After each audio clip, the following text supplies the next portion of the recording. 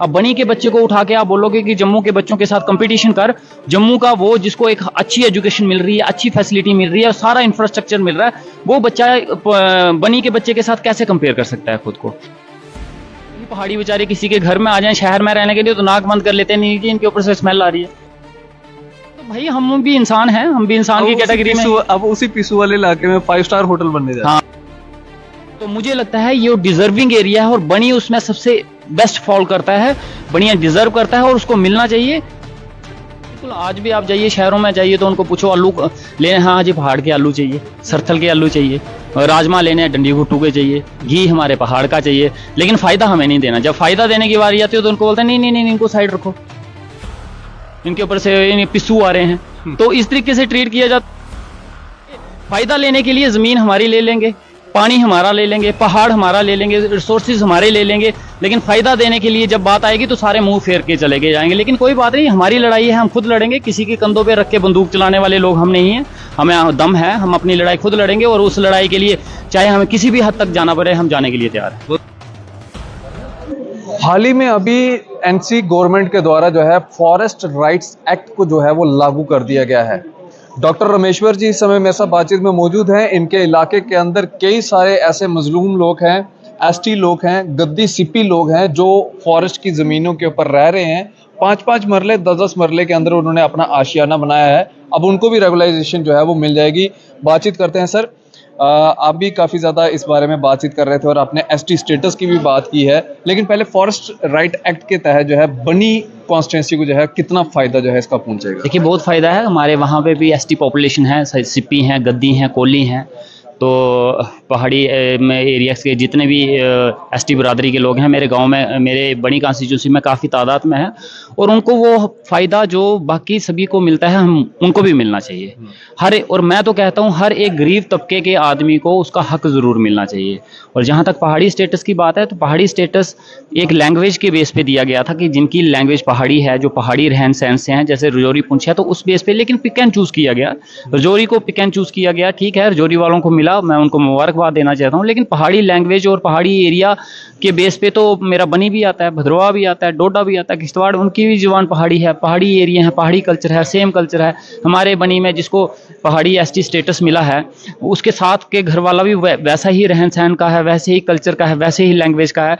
तो कहीं ना कहीं एक डिफ्रेंशिएट किया जाता है, एक इस तरीके से पॉलिसी बना के एक लोगों के बीच में खुद से एक डिफ्रेंशिएट किया जाता है। तो ये होना नहीं चाहिए, जिसका हक है उसको मिलना चाहिए। और ये जो फॉरेस्ट एक्ट बनाया गया है हमारे इंडिया गवर्नमेंट की तरफ से, और इसके बीच में जो भी इंसान आता है, वो सिप्पी है, कोली है, गद्दी है, गुज्जर है, बकरवाल है, उनको उनका हक जरूर मिलना चाहिए। रामेश्वर जी, आपने कहा था जब आप स्पीच कर रहे थे अंदर के अगर पहाड़ी स्टेटस जो है वो हमारे बनी कॉन्स्टिट्यूंसी को नहीं मिलता है तो मैं धरने में बैठ जाऊंगा सिविल सेक्रेटरीट के बाहर अपने लोगों को लेके। तो कितना ज़रूरी है इस समय एसटी स्टेटस आपके बनी कॉन्स्टिट्यूंसी? देखिए बिल्कुल बहुत ज़रूरी है।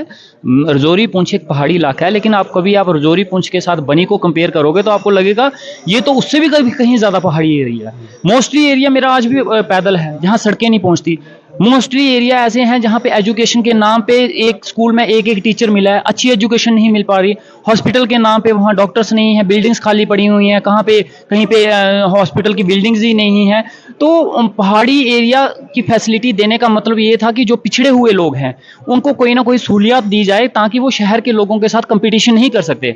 अब बनी के बच्चे को उठा के आप बोलोगे कि जम्मू के बच्चों के साथ कंपटीशन कर, जम्मू का वो जिसको एक अच्छी एजुकेशन मिल रही है, अच्छी फैसिलिटी मिल रही है, सारा इंफ्रास्ट्रक्चर मिल रहा है, वो बच्चा बनी के बच्चे के साथ कैसे कंपेयर कर सकता है खुद को।